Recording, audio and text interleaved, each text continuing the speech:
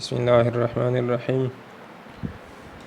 Electric circuits analog. We have pointed out the similarity between the equations resulting from Kirchhoff's laws of our electrical systems and the equations of motion of mechanical systems. तो अब तक हम electrical system और mechanical system के जो equations हैं वो find कर चुके हैं। अब मज़ीद हम बढ़ते हैं कि क्या सिमिलरिटीज़ है between these electrical and mechanical systems. तो इसके लिए इस कंपैरिजन के लिए हमारे पास दो तरीके हैं। एक तरीका जो है that is when compared with mesh equations the resulting electrical circuit is called a series analog. जब हम मेश इक्वेशंस के साथ किसी मैकेनिकल सिस्टम को कंपेयर करते हैं तो उसको कहते हैं सीरीज़ एनालॉग। और जब हम किसी नोडल इक्वेशंस के साथ यानी पैरेलल नेटवर्क के साथ किसी मैकेनिकल सिस्टम को कंपेयर करते हैं तो इसको कहते हैं पैरेलल एनालॉग्स। तो सबसे पहले हम पढ़ते हैं सीरीज़ एनालॉग। सीरीज़ एनालॉग के सिलसिले में आपको पता होगा कि इंडक्टर, रजिस्टर और कैपेसिटर ये तीनों सीरीज़ में लगे होते हैं। तो इनकी जो एम्पीडेंसेस है इन लैप्लास ट्रांसफॉर्म वो लीनियरली ऐड होंगे। LS plus R plus 1/CS into I of S equal to E of S। तो ये एक सीरीज सर्किट बन जाती है। इसी तरह मैकेनिकल सिस्टम में हमारे पास मास, स्प्रिंग और विस्कस डैम्पर होता है। तो उनके एम्पीडेंसेस आपस में जब हम ऐड करते हैं और एक सरफेस से मल्टीप्लाई करते हैं तो that becomes the opposing forces और ये अप्लाइड फोर्स के बराबर होता है। अब यहाँ पे एक बात याद रखें कि displacement and current are not analogous. Displacement और करंट आपस में एनालॉग नहीं होती है, इसलिए हमने क्या करना होता है, हमने वेलोसिटी इन दोनों की कंपैरिजन इस तरह नहीं करनी है, बल्कि सबसे पहले डिस्प्लेसमेंट को वेलोसिटी में कन्वर्ट करना पड़ता है, फिर उसके बाद करंट के साथ इसको कंपेयर करेंगे। तो आगे चलते हैं। इन दिस इक्वेशन इस इक्वेशन में हम एक सरफेस के साथ S को मल्टीप्लाई भी करते हैं और इसी को S पे डिवाइड भी करते हैं। तो हमारे पास ये इक्वेशन बन जाएगी। तो इस इक्वेशन का अब इसके साथ कंपैरिजन करना होगा। यहाँ पे I ऑफ S एनालॉगस है टू वेलोसिटी। करंट और वेलोसिटी आपस में एनालॉगस हैं।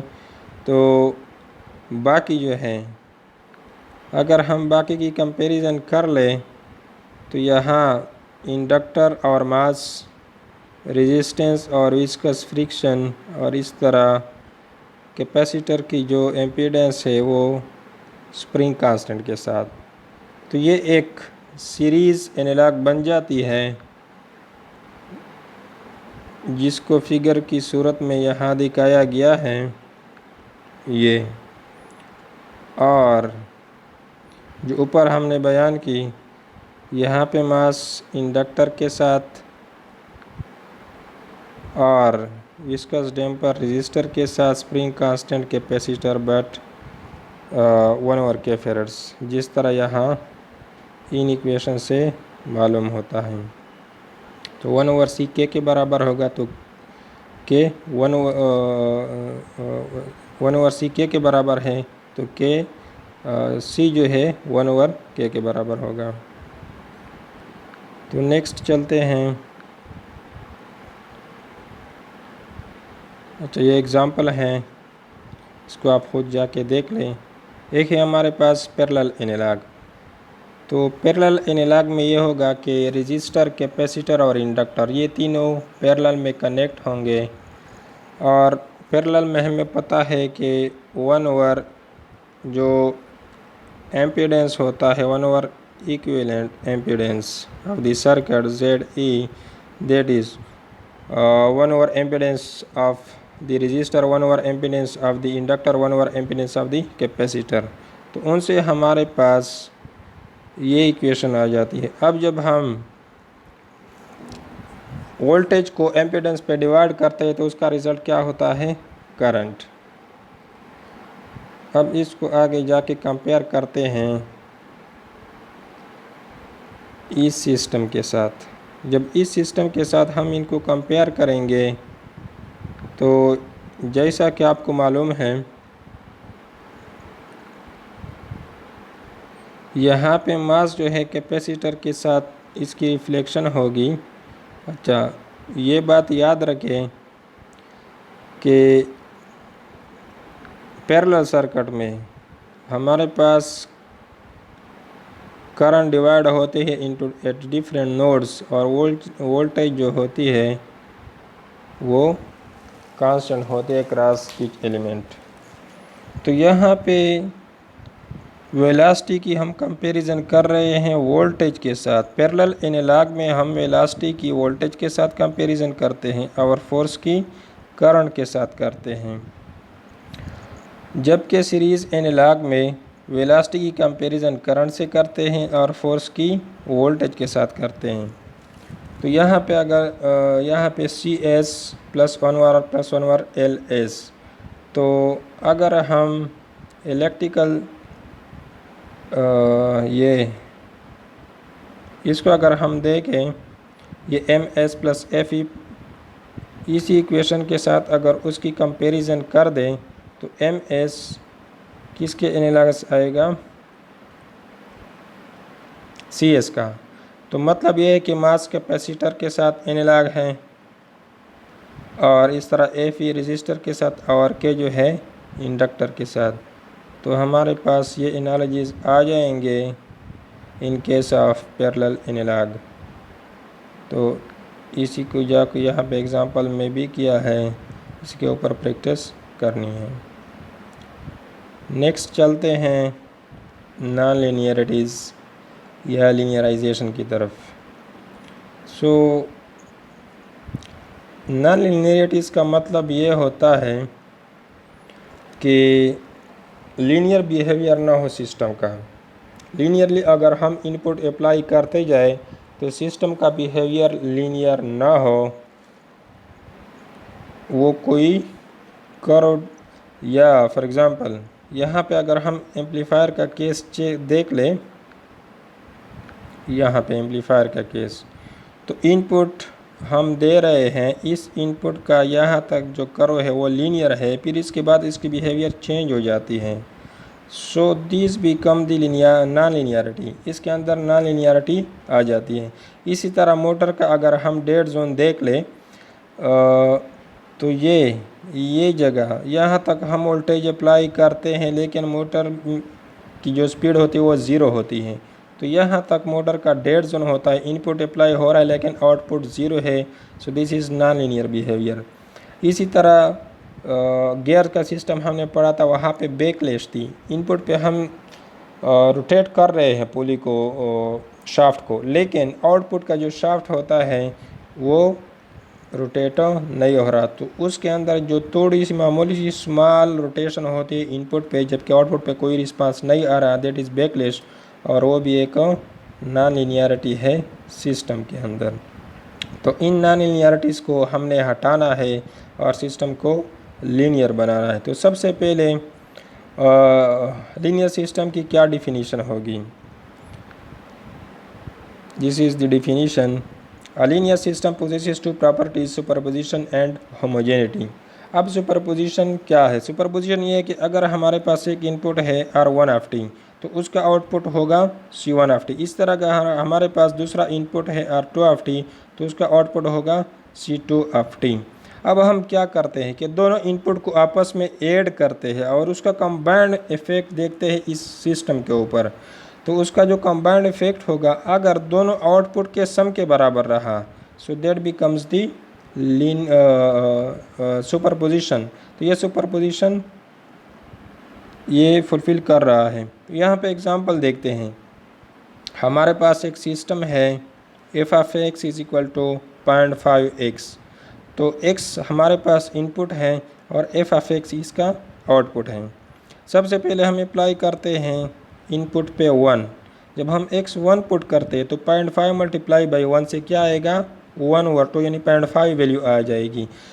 इसी तरह अगर हम इनपुट पे 2 अप्लाई कर दें दिस इनपुट, तो आउटपुट पे हमें 2 मल्टीप्लाई बाई 0.5, सो 1 वैल्यू आ जाएगी। तो 1 के लिए वैल्यू 1/2 थी और 2 के लिए वैल्यू 1 है। अब हम क्या करते हैं कि दोनों इनपुट को यानी 1 और 2 को आपस में ऐड करते हैं। हमारे पास दो इनपुट थे, एक 1 था और दूसरी इनपुट 2 थी। अब दोनों को ऐड करते हैं, 1 + 2 3 बन जाता है। जब 3 हम एज ए इनपुट देते हैं तो दोनों आउटपुट क्या थे, तो आउटपुट हमारे पास एक 1 थी और दूसरी 1.5। तो आउटपुट अगर हम ऐड कर दें सो दैट बिकम्स 1.5। सो 3 अगर हम अप्लाई करते एज ए इनपुट और मल्टीप्लाई कर दे 0.5 के साथ, तो हमारे पास रिजल्ट क्या आ रहा है, 1.5 आ रहा है। तो ये इसका मतलब ये हुआ कि अगर दोनों इनपुट हम सेपरेटली अप्लाई कर दें तो उससे दो हमारे पास आउटपुट आ रहे हैं। अब इन्हीं इनपुट्स को अगर हम ऐड कर दें और सिस्टम पे अप्लाई कर दें तो जो आउटपुट आ रहा है that is the sum of the previous two output. तो हमारे पास जो सुपरपोजिशन थ्योरम है वो फुलफिल वेरीफाई हो जाती है। और दूसरी हम होमोजेनिटी टेस्ट करते हैं। होमोजेनिटी टेस्ट करने के लिए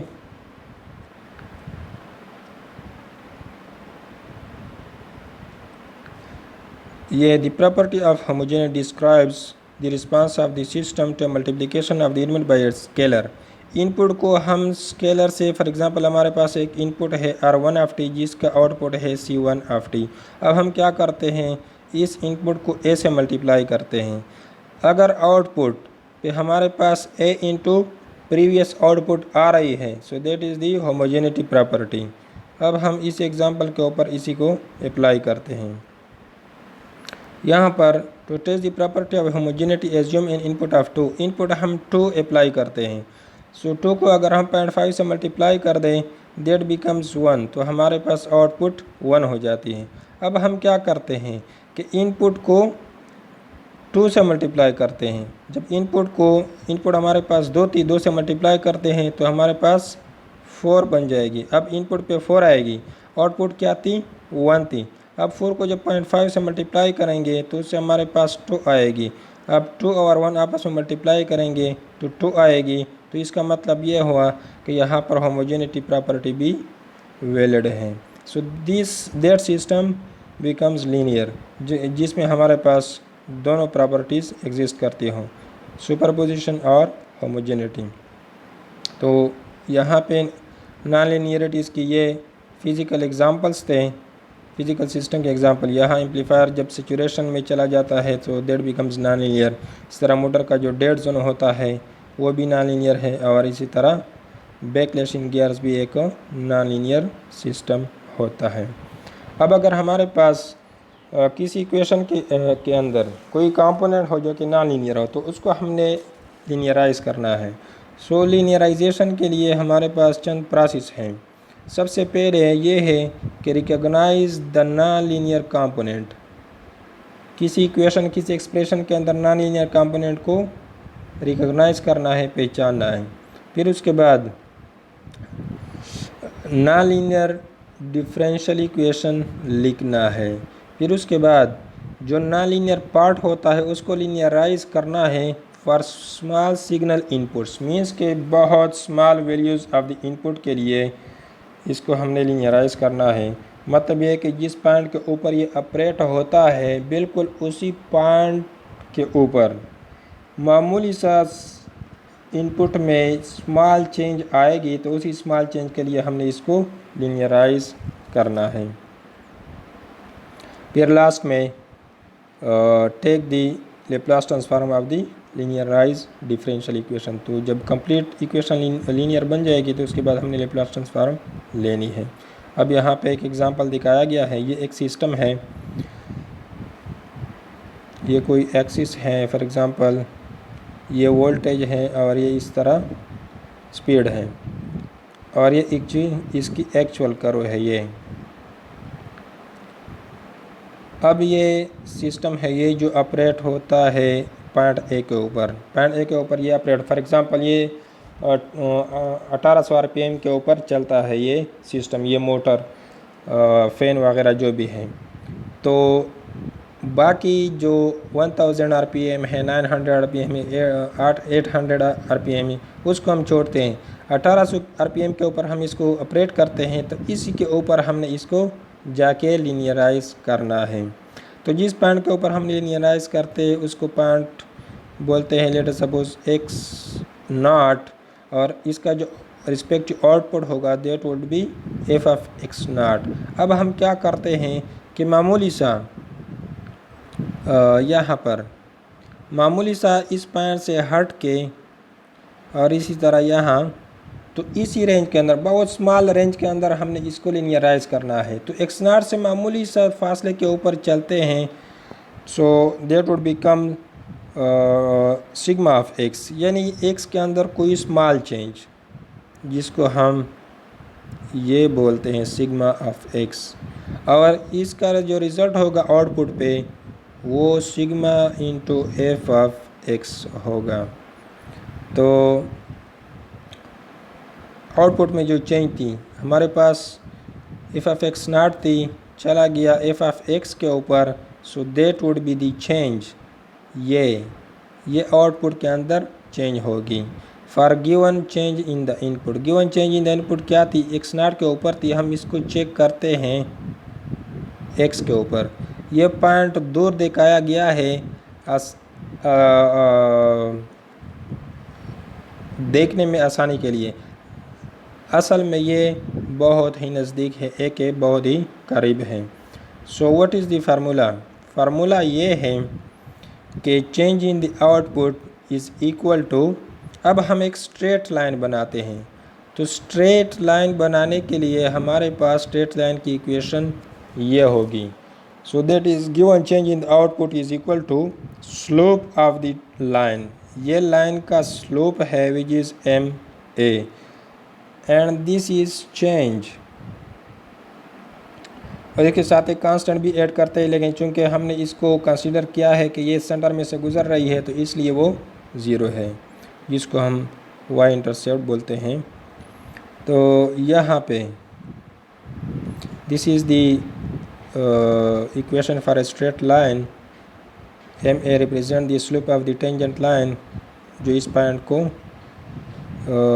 मिल रही है, इस पॉइंट के साथ मिल रही है। सो ma(x - x0) यहाँ पे नाउ दिस स्मॉल चेंज, इस आउटपुट में चेंज, इसको हम रिप्रेजेंट करते हैं sigma into F of x, और जो इनपुट में चेंज है x - x0 को रिप्रेजेंट करते हैं सिग्मा x के साथ। तो इसको अगर हम मज़ीद सिंप्लीफाई कर दें, एफ ऑफ x को अपनी जगह छोड़ दें, एफ ऑफ x0 को राइट साइड पे ले जाए तो पॉजिटिव साइन के साथ आ जाए इंटू ma(x - x0), तो ये F of x0 plus ma sigma of x। तो हमारे पास आफ्टर चेंज जो फंक्शन आएगी which would be the linearised function, वो कुछ ये होगी। So F of x would be equal to F of x0 plus ma into sigma of x। तो नेक्स्ट एग्जांपल के ऊपर इसको चेक करते हैं।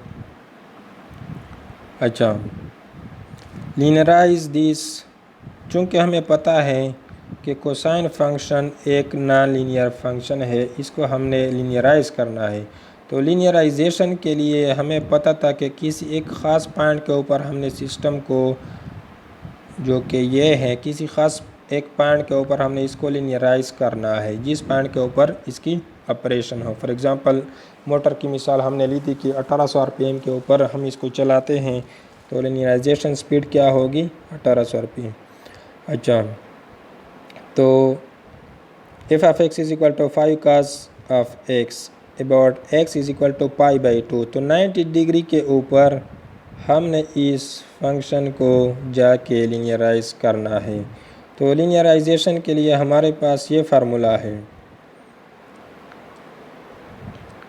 यहाँ पे फंक्शन इज़ इक्वल टू, ये फंक्शन की वैल्यू उस पॉइंट के ऊपर, फिर इसकी डेरिवेटिव उस पॉइंट के ऊपर, multiply by sigma of x। तो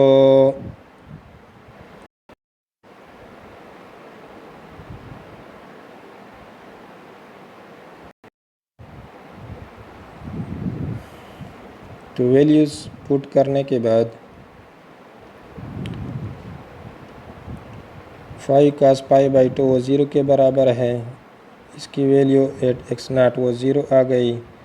अब इसकी डेरिवेटिव -5 के बराबर है और सिग्मा ऑफ एक्स, तो एफ ऑफ एक्स की वैल्यू क्या हो गई, एफ ऑफ एक्स नाट वो 0 थी, इसको प्लस डेरिवेटिव के साथ मल्टीप्लाई कर दे तो इसकी डेरिवेटिव -5 और इंटू सिग्मा ऑफ एक्स, तो एफ ऑफ एक्स हमारे पास बराबर आ गई -5 इंटू सिग्मा ऑफ एक्स। इस तरह जो नेक्स्ट एग्ज़ाम्पल है ये, इसमें हमारे पास जो नॉन लीनियर पोर्शन है ये वही cos ऑफ एक्स हैं और इसको लीनियराइज करना है 8 पाई बाई 4, तो वही फार्मूला इस्तेमाल होगा, that function would be equal to यहाँ पर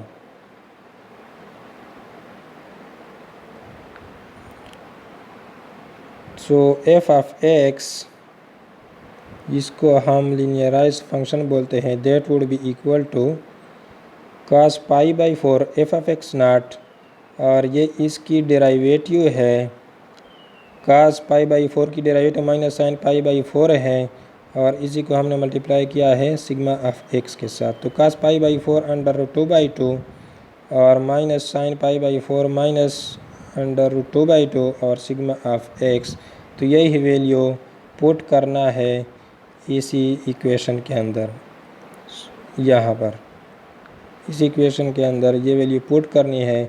आफ्टर पुटिंग दिस वैल्यू हमारे पास x रिप्लेस हो जाएगा बाई सिग्मा ऑफ x, तो ये वही वैल्यूज़ हैं। अब cos की जगह हमने क्या पुट कर दिया है, ये values, so that becomes the linear differential equation. फिर इसके बाद इसका लैप्लास ट्रांसफॉर्म लेना है और ट्रांसफ़र फंक्शन फाइंड करनी है। तो इसी पॉइंट के ऊपर चैप्टर नंबर 2 फिनिश हो जाती है।